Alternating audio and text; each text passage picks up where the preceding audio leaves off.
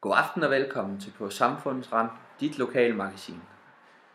I aften der vil vi snakke om fra velfærd til konkurrencestat. Og vi har gæster i studiet, men først så vil vi stille om til vores reporter, den altid yndige Gula Herbesen. Er du der, Gula? Ulla Herbelsen er trængt ind i opgang her for at se, hvordan en ung bor her. Vi ved ikke, hvad for et land vi er i. Jeg kan ikke se noget for alle mine tørklæder, men lad os prøve at gå ind.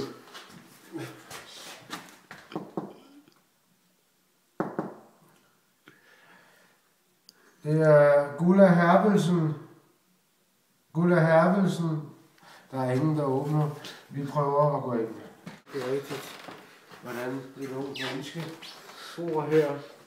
Ja, lad os prøve at gå ud i køkkenet.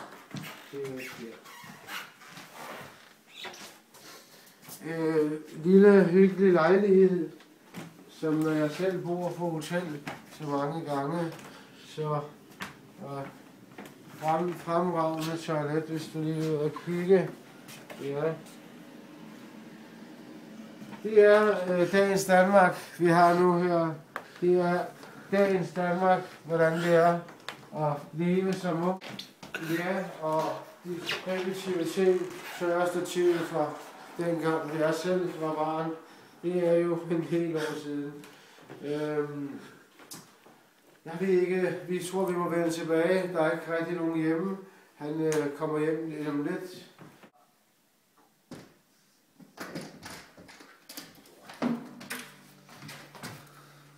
Hvad fanden laver alle her, mand?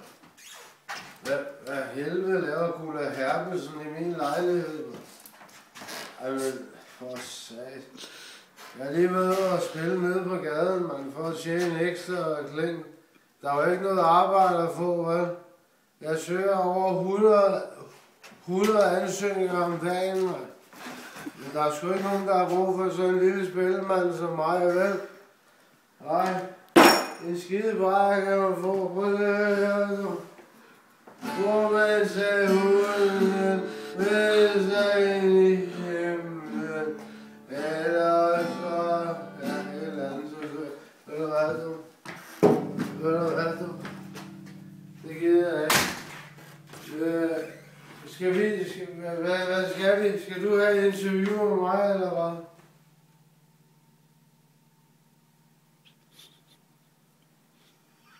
Jeg skal skide først, så kommer jeg.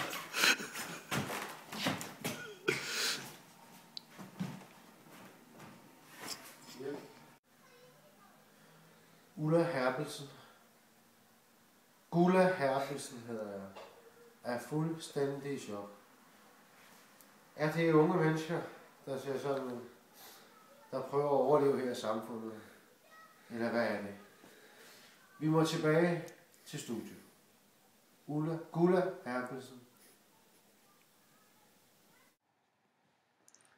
Tak for det, Gula. Vi vender tilbage til Gula senere for at se, hvordan det går i den unges hjem. Nu vil vi hoppe over til et lidt mere fagligt indslag, hvor vi har besøg af professor Ved det hele. God aften og velkommen til professor Ved alt. Vil du give dit syn på velfærdsstaten? Undskyld. Ja, det vil jeg meget gerne, unge mand.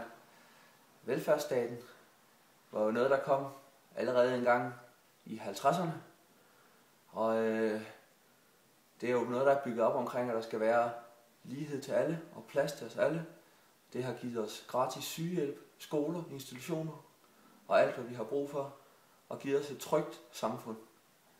Men de senere år er det jo på grund af globaliseringen og på grund af krise, har vi måttet bygge vores samfund op omkring viden, og det hele går stærkere og stærkere, og med masser af nedskæringer.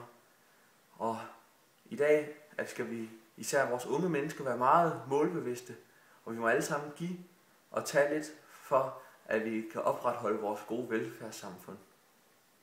Det lyder også smukt alt sammen. Men hvad synes du om konkurrencestaten? jeg synes, at konkurrencestaten det er en sund udvikling for samfundet. Vi kan ikke længere lave alt muligt her i Danmark på grund af, at det er for dyrt at producere. Så vi er nødt til at bygge os på viden, og vi er nødt til at have nogle unge mennesker og et samfund, der har flow og kommer fremad for at få gang i væksten og for at få nogen uddannet. Tror du, at vi har nogle unge mennesker, der er i stand til det? Jeg er bestemt sikker på, at vi har nogle unge mennesker, der er i stand til at komme frem og få en uddannelse hurtigst muligt og gøre det bedste, de kan. Jeg tror, at vi har i mange år fået alt, og vi får betalt vores uddannelse, og vi får SU. Og selvom de også skærer lidt i det, så tror jeg stadig, at vi har nogle motiverede og nogle gode unge, der vil frem af i livet og gøre noget godt for Danmark og for velfærdssamfundet. Hvis nu man skulle tage en anden drejning på det, der er jo også det, der hedder læring. Hvis man ikke er så god til at lære og indlære tingene, vil de så bare råde til side og ned i en affaldssæk, eller hvad? Hvad sker der så? Ja, det er jo klart, at samfundet har en procentdel måske. Ja, en procentdel af folk, som ikke har de samme muligheder som os andre. Men dem er der også plads til. Det er vigtigt, at samfundet de tager hånd om alle, og alle får lov at, ja, hvad skal man sige, at bruge det, de kan. Alle kan noget, og alle vil noget. Og det er vigtigt, at vi finder det frem i alle, så alle kan bidrage til samfundet, og alle kan gøre det bedste, de kan. Og så kan man jo ikke forlange mere af folk. Nej. Tusind tak, herr professor. Hvor mange uddannelser er det indtaget, du er kommet op på? En 5, 6 og 20 stykker er det vel løbet til i årens løb. Nu er jeg jo også en gammel mand, og har levet dengang, hvor vi fik i hovedet og i røv. Ja. Men vi siger tak herfra. Tak skal du have. Ja, selv tak. Ulla Herbelsen, igen op i lejligheden. Lidt rystet, må jeg sige. Er lidt til tørklæder.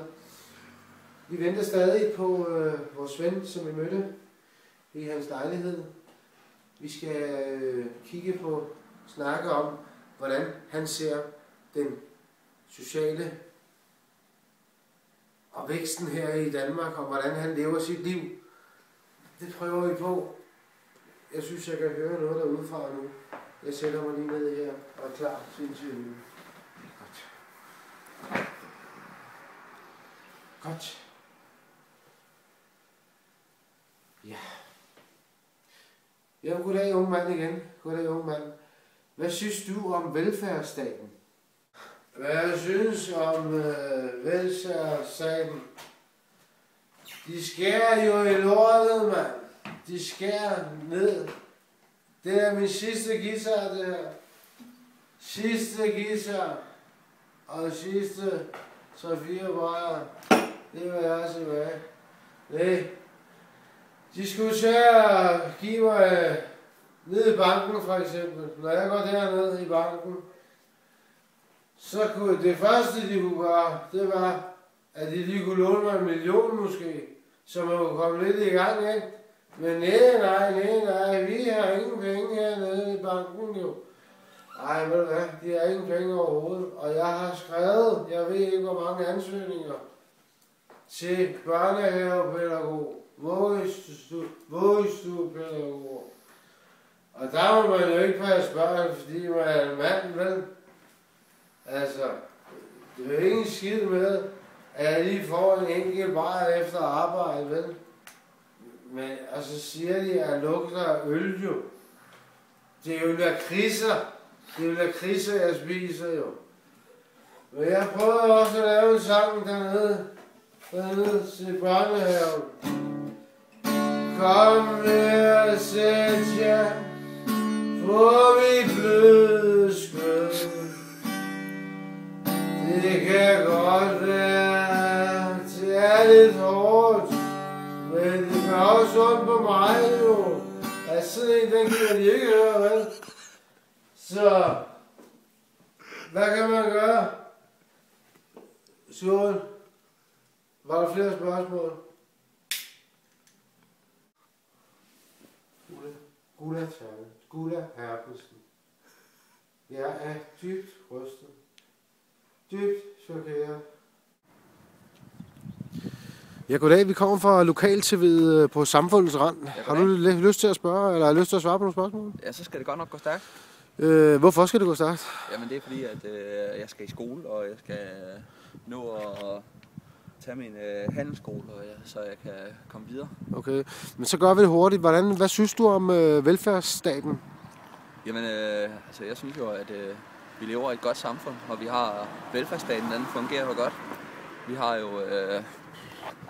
Skal vi gå? Eller? Ja, vi er nødt til lige at gå, fordi jeg har lidt travlt.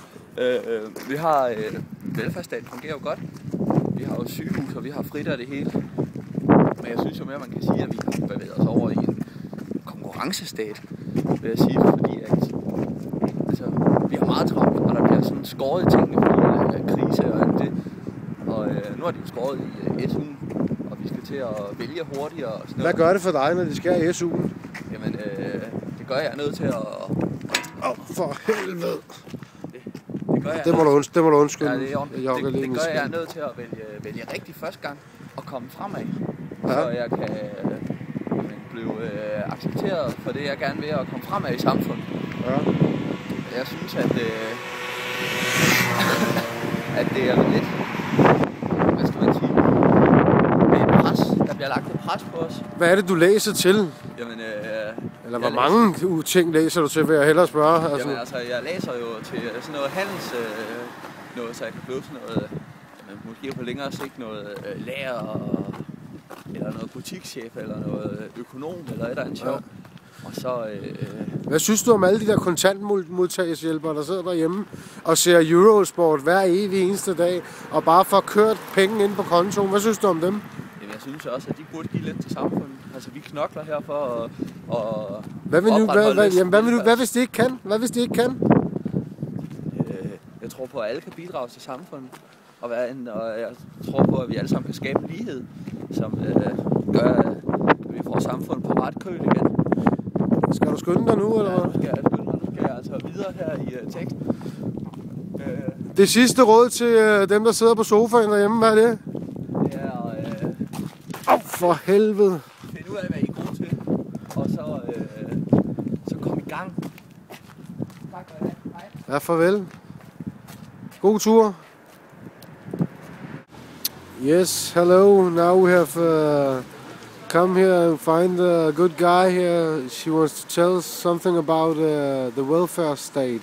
How do you think the welfare here is here in Denmark? I think it's okay. It's okay? Yes. Okay about what? It's okay about the state. Are they helping? Are they helping you? Yes. That's why. I see you stand it's a here. Good country. What? It's a good country. Good country, yeah. Yeah. Because all of you can get into in treatment. Yes. If you get sick, you could get to a hospital. Yes. Okay. Yes, that's it. What about a place to stay? I don't have a place where to stay. Okay. I have a friend here, and I sleep in the big room, in the sofa. Okay. He leaves me to stay there. Okay. And what are you working? What's your work? I don't have a work for a moment, but Okay. I'm looking for a job. Because it's better than sell newspaper. Okay. Is it difficult to get a job? I think so. Because for me it's hard, because now I'm going to school to learn Danish. Then I think it will be easy to get a job. Okay. Thank you for your time, man. Or nothing, my friend. Okay. Bye bye. Bye. Kommet ind her på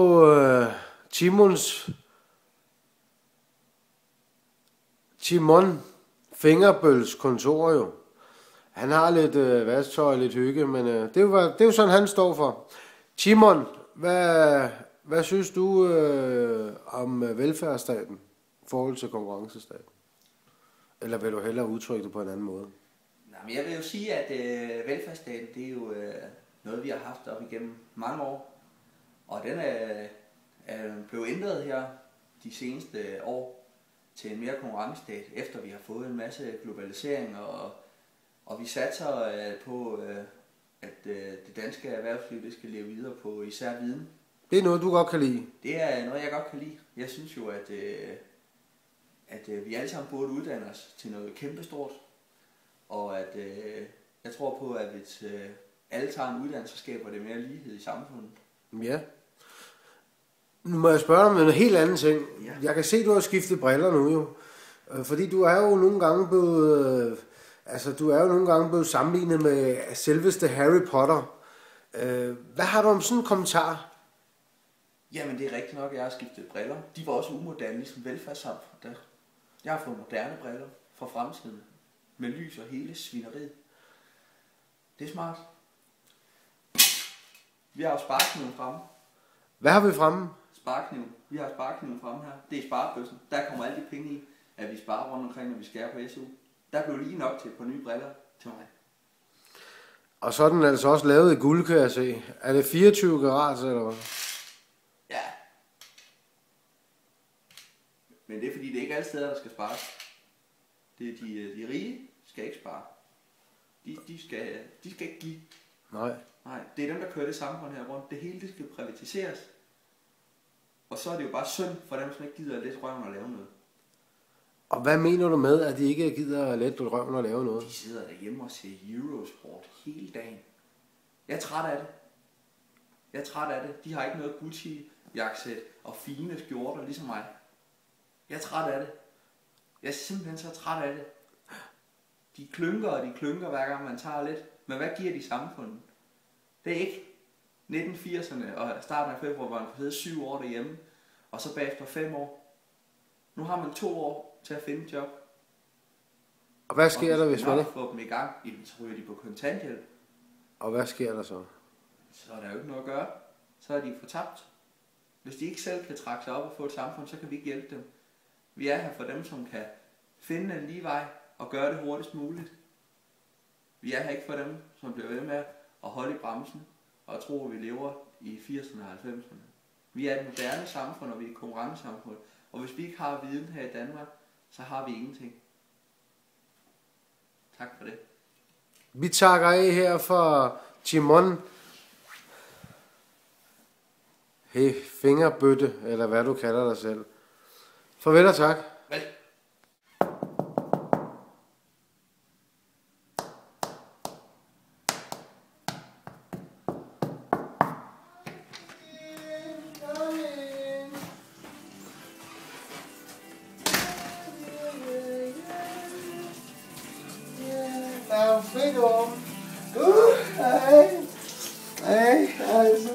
Goddag, vi kommer fra på Samfundets Rand. Vi hører, du har lyst til at få stillet et par spørgsmål. Meget gerne. Hvad synes du om velfærdsstaten? Ja, velfærdsstaten, det er jo vidunderligt. Det er ved at tæve brystet. Det er jo vidunderligt. Altså, sådan at jeg kan gå på skønhedsklinikker og få lavet mine bryster lidt større. Og selvfølgelig er der jo selvfølgelig en selvbetaling i det. Men altså, hvis jeg nu så kommer til skade, som jeg nogle gange er så fjollet at komme til at gøre, så se, der var jeg lige ved at skære mig i fingeren, faktisk, med den her. Så var jeg jo kommet på sygehuset, og så var det bare ordnet sig det hele, altså. Det er bare dejligt. Også nu, når man sådan ryger, ligesom jeg. Jeg kan ja, brysterne lige sætter der ikke helt lige nu. Men altså, så kan jeg jo bare ryge. Og så kommer jeg bare på hospitalet den dag, jeg får kræft og hvad det nu ellers skal være, ikke?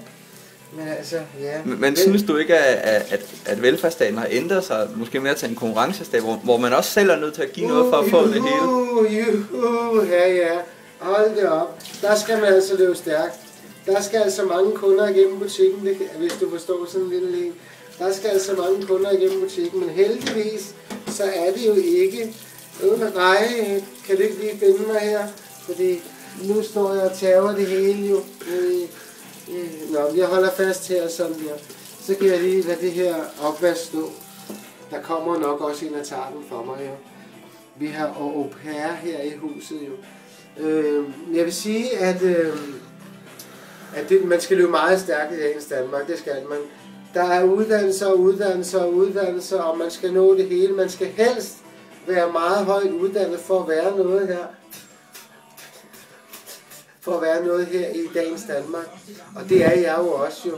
Altså, jeg er jo prostitueret. Og derfor så det der jo, altså jeg ligger jo regnskaber af det hele. Og jeg ved ikke, om det er hår eller sæd, jeg har i munden, men sådan er det jo at være her i dagens Danmark. Man må jo klare sig der, hvor man kan, og så bare være glad for det, vi har.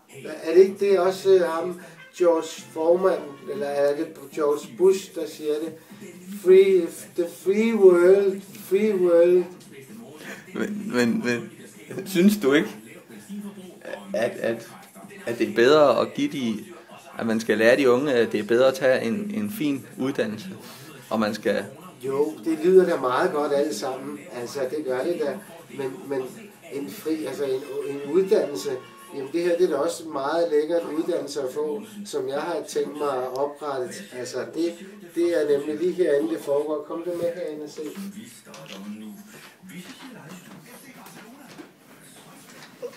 Det er jo her, jeg ligger. Hej. Og så kommer de her ind til mig.